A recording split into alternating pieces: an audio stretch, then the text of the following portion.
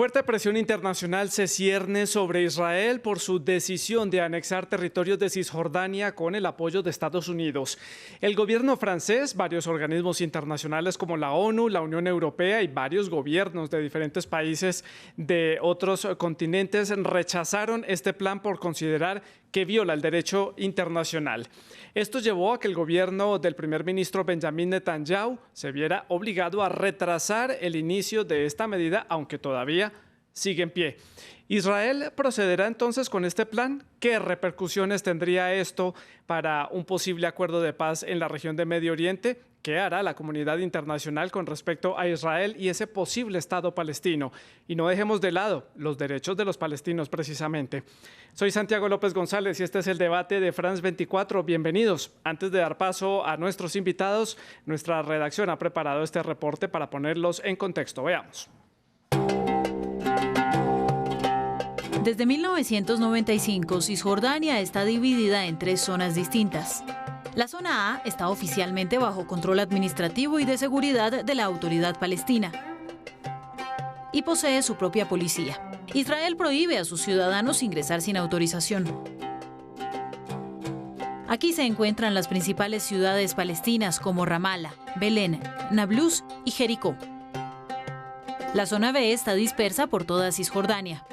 La Autoridad Palestina tiene el poder administrativo, pero Israel controla la seguridad.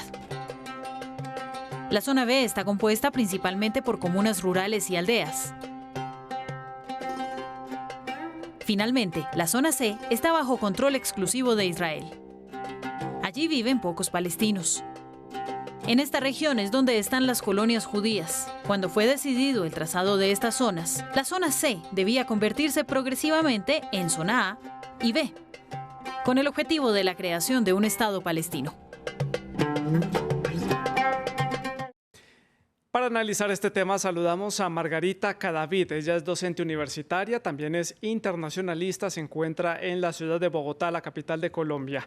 Se une también a esta conversación Brian Acuña, analista internacional costarricense, se une al debate desde San José, la capital de ese país centroamericano.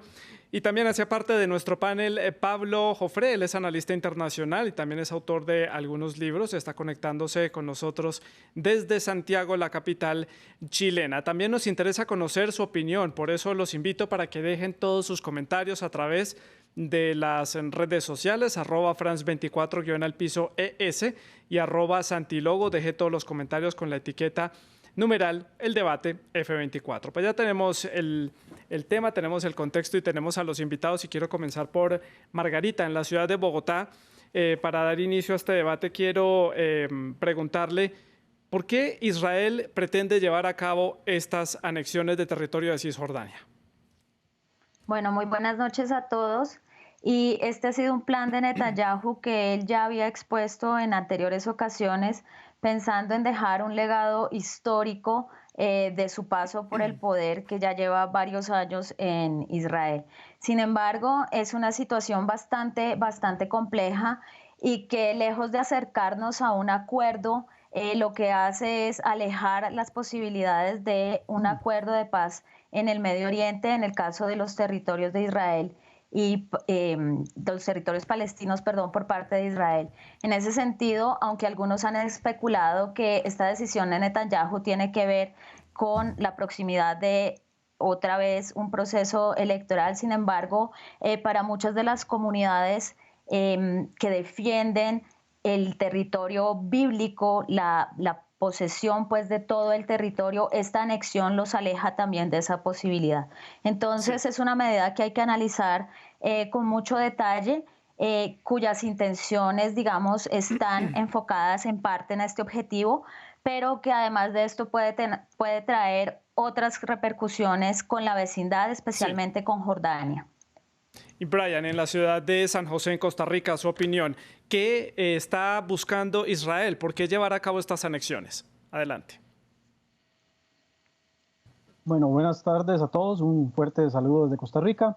La idea principal de esto va enfocado en una cuestión de seguridad.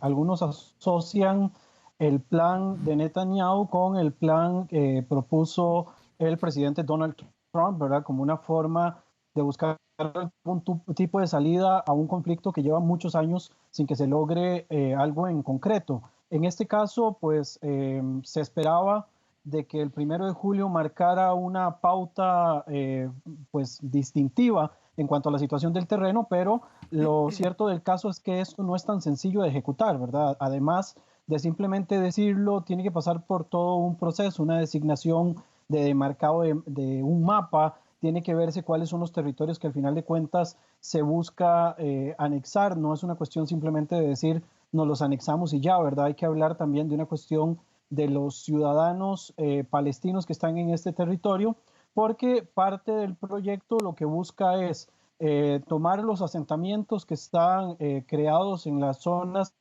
históricas de Judea y Samaria, lo que conocemos desde los años 50 como la margen occidental o como Cisjordania, y además el control de la zona oriental del Valle del Jordán, la zona occidental, perdón, del Valle del Jordán, que es parte de este proceso de Donald Trump, el cual también en el plan que él plantea solamente permite una eventual anexión de hasta un 30%, contemplando, perdón, un swap territorial, ¿verdad?, para poder hacer un tipo de intercambio. Y finalmente, para cerrar esta ronda, Pablo Jofré, en la ciudad de Santiago, ¿qué busca Israel? ¿Por qué estas anexiones? Bueno, lo que busca es seguir usurpando territorio que no le pertenece. Lo que busca Israel es seguir desestabilizando no solo Palestina, sino que el conjunto de la región. Lo que persigue Israel, al contrario, lo que piensa el invitado de Costa Rica, no es lograr seguridad. ¿Cómo vas a lograr seguridad si lo que quieres es quitar territorio a la población palestina, más de lo que le has venido quitando a lo largo de 72 años, desde el año 1948.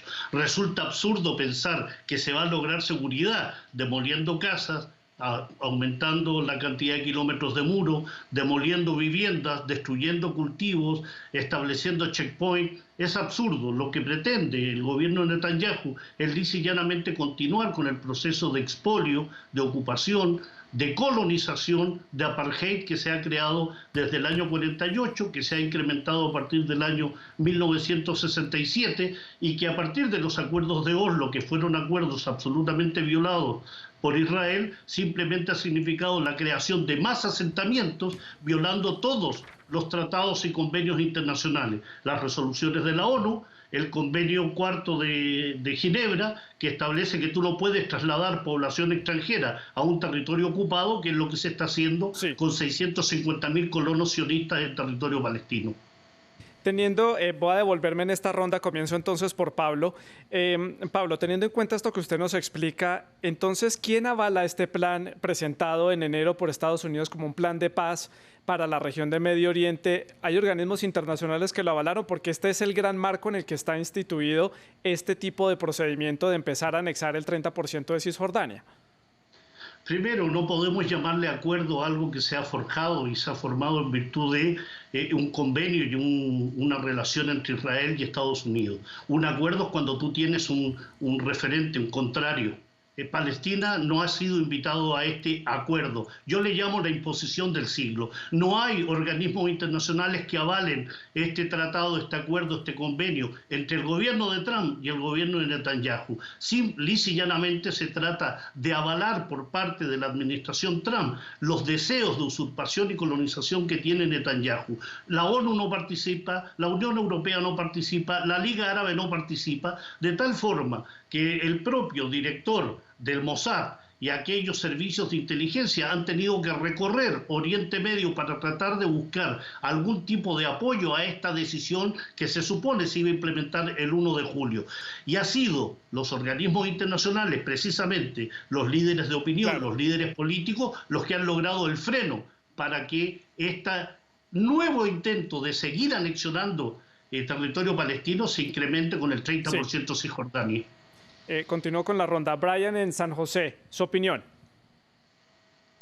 Ok, en este caso lo que se ha buscado es obviamente crear algún tipo de apoyo internacional, ¿verdad? Estados Unidos se ha movido con sus aliados dentro de la región y si hablamos de algunos países que quizás no se han manifestado a favor, pero tampoco han mostrado una negatividad completa, podríamos hablar de los propios países árabes, incluyendo el Reino de Arabia Saudita, que no lo ha dicho de manera directa, pero se ha inferido de que, por ejemplo, algunas partes asociadas a este proyecto, como el tema de Jerusalén y la creación de una capital alterna en Abu Dis para la población palestina, eventualmente podría tener algún tipo de apoyo. De nuevo, estamos hablando sobre el terreno de algo que no está ocurriendo, que no se está ejecutando tampoco y que estamos dando por sentado de que se va a dar en los próximos días, lo cual también es especulativo porque todavía no ha pasado, digamos, el proceso de evaluación ni siquiera por el Parlamento, y recordemos que Israel, como una democracia que es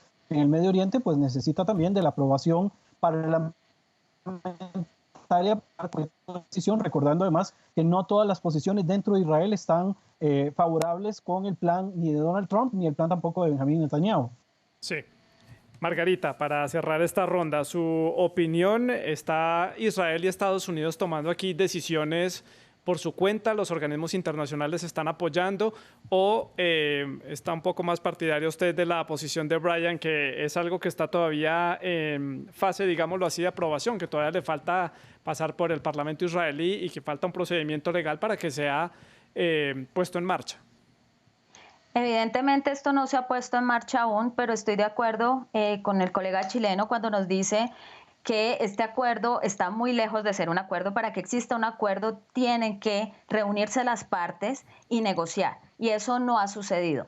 Lo que se plantea, las 181 páginas que plantea el plan del siglo, el famosísimo plan del siglo de Donald Trump, lo que están diciendo y lo que están haciendo es, tal y como lo calificó la autoridad palestina, el Mahmoud Abbas, que dijo, esto es básicamente la bofetada del siglo. Aquí lo que se está haciendo es imponiendo unas nuevas anexiones, una pérdida territorial para Palestina, para la parte de Cisjordania, sobre todo que hay una parte muy importante que son los territorios del Valle del Jordán, que es donde está precisamente las zonas acuaríferas, donde tenemos el río Jordán, donde tenemos el mar de Galilea, donde tenemos gran parte de esas zonas, donde está el agua, que es uno de los temas fundamentales en este conflicto y en esta solución del conflicto. Tenemos también el hecho de que si bien esto no se ha implementado, estamos acostumbrados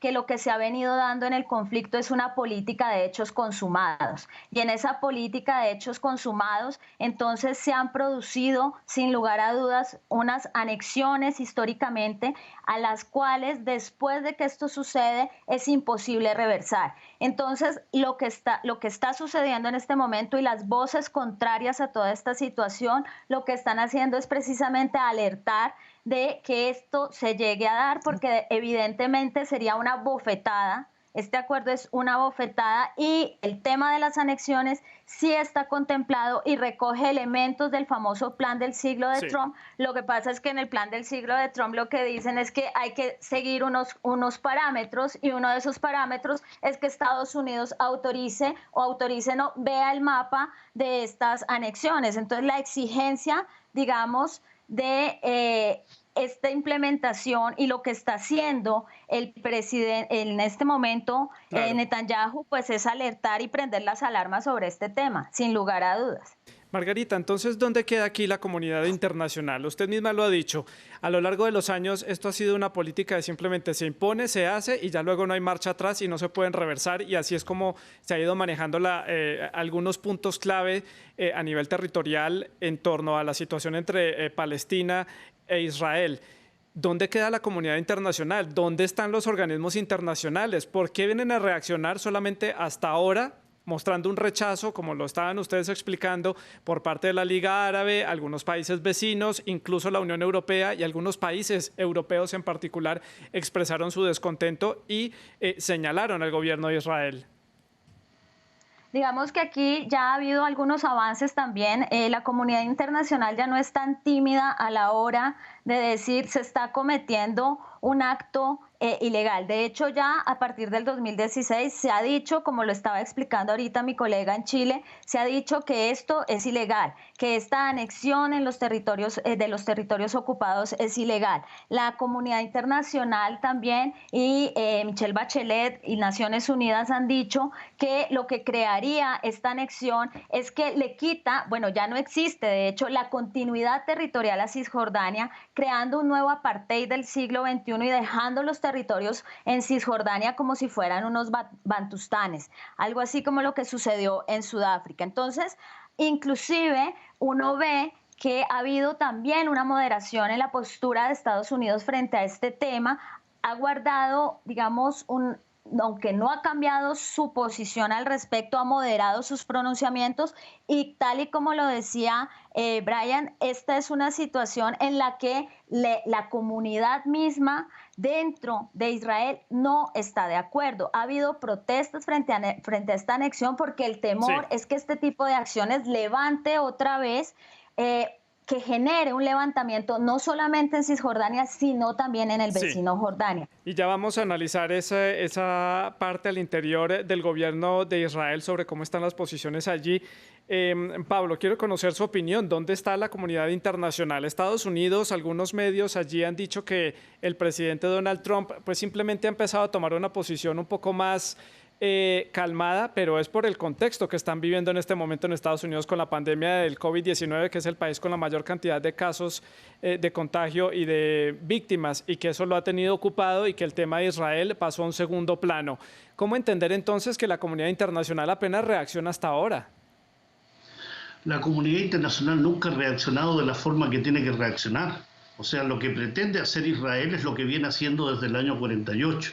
Por tanto, el que se levante ahora de la forma que se ha levantado es positivo, pero también es atrasado, porque los asentamientos se vienen construyendo desde el año 2002, el muro se viene construyendo permanentemente, los territorios ocupados no se han devuelto según la resolución 242 del año 67, los refugiados no retornan con la resolución 191 del año 49. Por tanto, la comunidad internacional ha hecho siempre oídos sordos, se ha enceguecido, enmudece, es sorda cuando se trata de los derechos del pueblo palestino. Lo que acontece ahora es que era tan evidente el expolio, tan evidente el robo, el descaro de llamar a acuerdo a lo que es simplemente imposición, que lógicamente algunos países, incluyendo Francia, Alemania, Jordania, Egipto, han declarado en estos días de que no van a reconocer nada que no respete las fronteras del año 67. La comunidad internacional se ha comportado en estos 72 años en forma muy hipócrita. Le ha dejado hacer a Israel, ha dejado que agreda, que usurpe, que expolie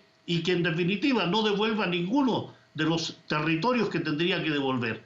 Los Altos del Golán en Siria, Cisjordania, que toda esta división entre A, B y C no significa absolutamente nada porque Israel entra con sus tropas incluso en la zona A. La comunidad internacional debe en verdad alzarse y exigir que se aplique la Carta de las Naciones Unidas respecto al capítulo 7 de las Naciones Unidas respecto a quien amenaza y quebranta la paz.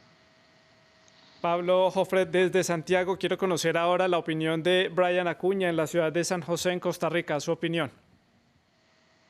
Sí, creo que con respecto al tema de la comunidad internacional tenemos que entrar en un aspecto que creo que ambos colegas van a coincidir conmigo y es el tema del lawfare legal. Estamos hablando de territorios ocupados de la resolución 242 del año 1967 y si nos ponemos a ver el texto menudo de la resolución 242, en ninguna parte la resolución habla de territorios ocupados. Cuando el compañero chileno habla de la devolución de territorios, tiene que ir de nuevo a la letra menuda donde no se habla de todos los territorios, sino que se habla de los territorios hasta fronteras seguras defendibles. Dicho sea de paso, lo que se marca en 1949 no son fronteras, porque recordemos que son originadas por el conflicto de 1948.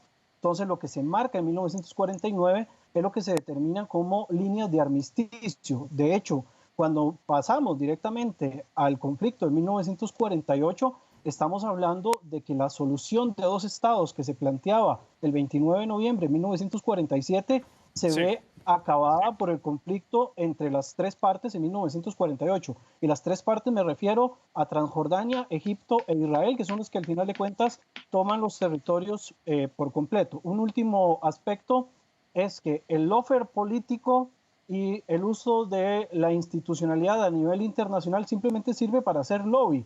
Si nos damos cuenta y si recordamos, en los años 70 había un lobby automático de países árabes junto con la Unión Soviética que votaba todas las resoluciones habidas y por haber en contra de Israel.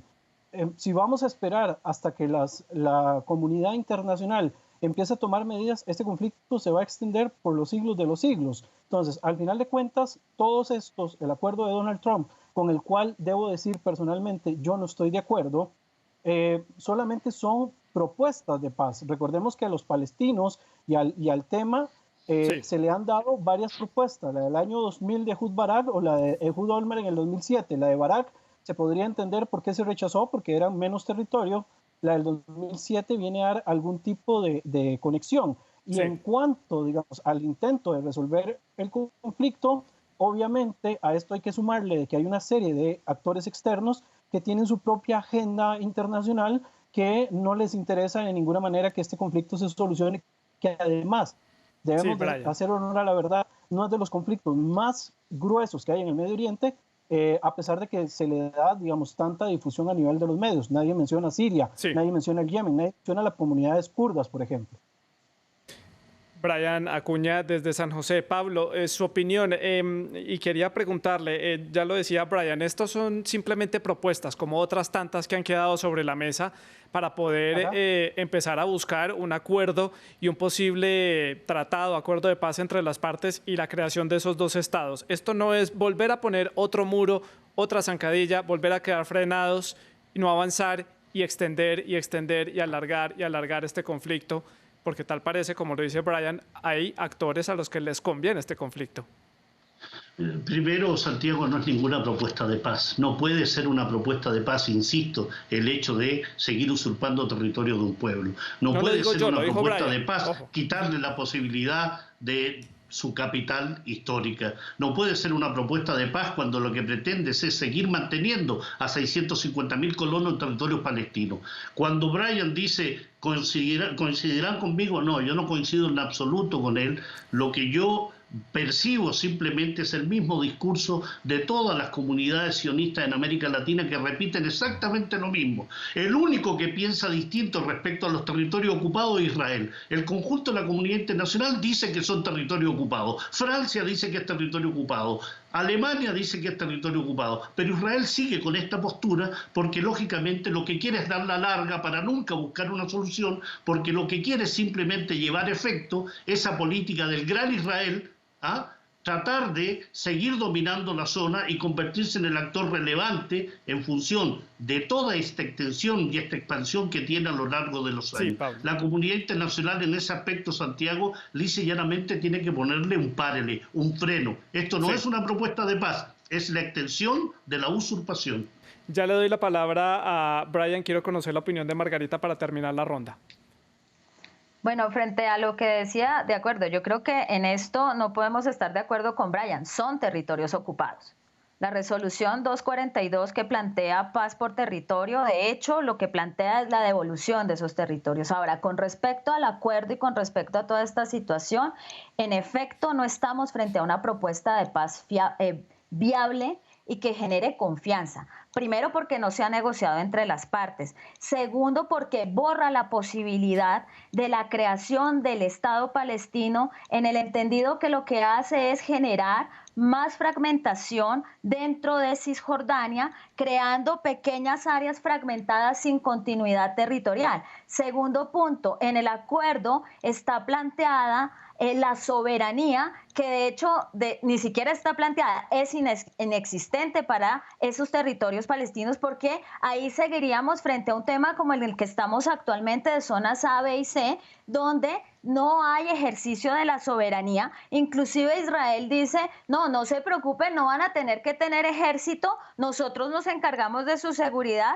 tranquilos si ustedes se ahorran esa plata. Imagínense ustedes un Estado sin monopolio de la fuerza. Entonces, ese gran acuerdo que se ha planteado es una bofetada para el proyecto de creación de 2 estados, que es la salida que se ha propuesto al conflicto, que existan 2 estados. Y aquí en esto sí creo que todos estamos de acuerdo. Las 2 poblaciones tienen derecho a su territorio y a vivir ahí en ese territorio, pero con un Estado viable, con unas fronteras definidas, con un ejercicio de la soberanía efectivo y con el respeto de los derechos humanos de ambas comunidades. No puede ser el ejercicio de la soberanía y la imposición de Israel otra vez sobre los territorios palestinos y acogernos a los hechos consumados.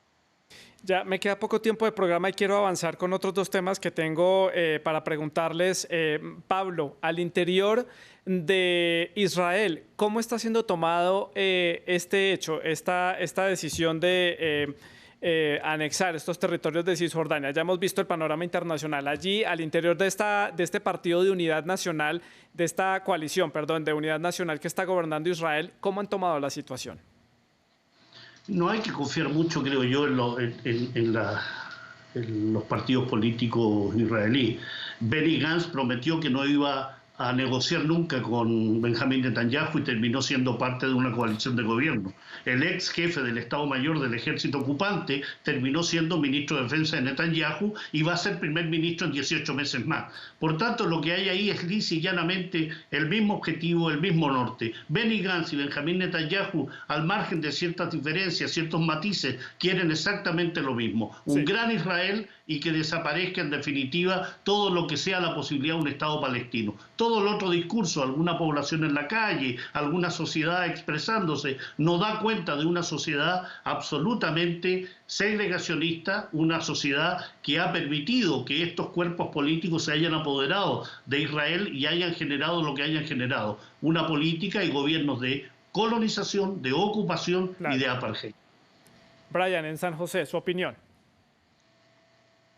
Bueno, creo que de nuevo no coincidimos, ¿verdad? Mantengo todavía mi posición de que la resolución 242, a pesar del lawfare político, habla de los territorios, no habla de todos. En todo caso, partamos de otro principio. Antes de 1948 no existían los asentamientos y los árabes palestinos fueron empujados a una guerra que al final de cuentas perdieron por culpa de sus propios hermanos. Antes de 1967 no existían los famosos asentamientos y de hecho hubo una propuesta de tierras por paz que se fueron consumando. Recordemos que Israel tiene acuerdo de paz tanto con Egipto como con Jordania desde 1994. Recordemos además que Jordania renuncia a cualquier reclamo sobre territorio a partir de 1988 y la población palestina empieza a tener un poco más de importancia, no solo a nivel internacional, sino a nivel de vocería y de poder intentar buscar algún tipo de solución a partir de la Conferencia de Madrid del año 90 y a partir de los acuerdos de Oslo.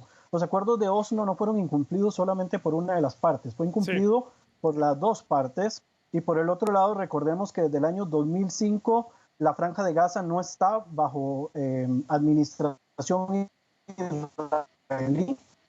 Entonces, bueno, estamos perdiendo ahí un poco la conexión con Brian, se estaba cortando. Ya llegamos al final de esta discusión. Margarita, su conclusión de lo que va a suceder para los próximos días, los próximos meses, dado el contexto mundial en el que estamos, ¿cuál es su perspectiva? Pues yo esperaría que esta vez la presión que se está ejerciendo funcione y dilate aún más este propuesto de anexión. Tendría que agregar a lo que dice Pablo, que si bien muchas veces estas voces dentro de Israel no son la mayoría y no representan el sentimiento general, a mí me parece importante dentro de las voces de oposición la voz del Consejo Yeshá. El Consejo Yeshá es precisamente la organización que agrupa a los colonos israelíes y ellos están en contra de la anexión. Claro, por las razones equivocadas, y las razones equivocadas es que ellos quieren todo el territorio histórico, bíblico que reclaman, pero esa es una voz que tiene ahí importancia porque estos son los directamente afectados junto con, por supuesto, la población palestina. Entonces yo esperaría que esta situación se siga dilatando, pero con Netanyahu es muy difícil saber. Sin embargo, aquí hay una oposición generalizada la Liga Árabe, Naciones Unidas, países vecinos están en contra de este proyecto. Y también teniendo en cuenta que el primer ministro Benjamin Netanyahu necesita tener buenos resultados después de esas difíciles elecciones y esa difícil conformación de gobierno que tuvo, y es necesario que dé respuesta a los ciudadanos. Brian, su conclusión, ¿qué sigue de aquí en adelante?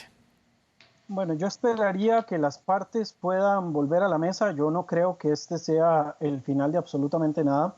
Yo esperaría que las partes puedan volver a la mesa y esperaría además que los actores internacionales que están involucrados directamente en este conflicto intenten un diálogo cordial entre las partes.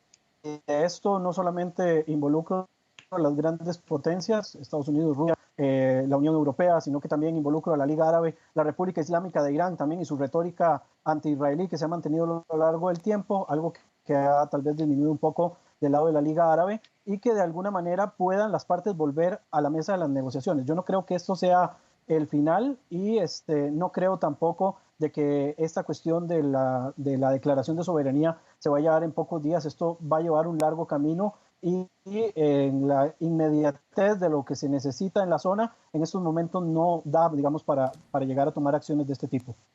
Bueno, una mesa de diálogo y esto todavía no finaliza. Son, en resumen, lo que nos dice Brian Acuña desde San José.